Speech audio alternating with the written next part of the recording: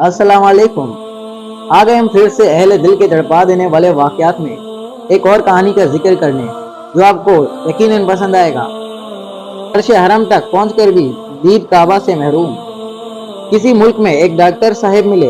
उन्होंने अपना वाक़या खुद सुनाया कि हम घर वाले उम्रा करने के लिए गए। हम अपने बेटे को भी साथ लेकर गए। वो भी डॉक्टर था। कई तो पीएचडी डॉक्टर होते हैं और कई पीएचडी सिर्फ होते हैं।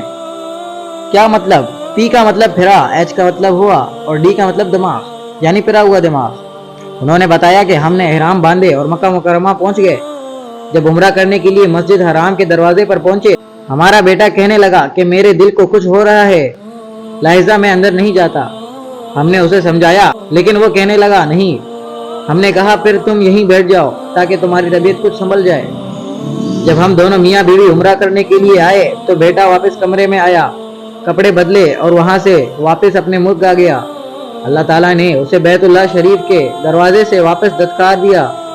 बैतुल्लाह के दरवाजे तक पहुंच गया, लेकिन बैतुल्लाह शरीफ देखने की तौफीक ना मिली। हसरत है इस मुसाफिर मजदर के हाल पर, जो थक के रह गया हो मंजिल के सामने।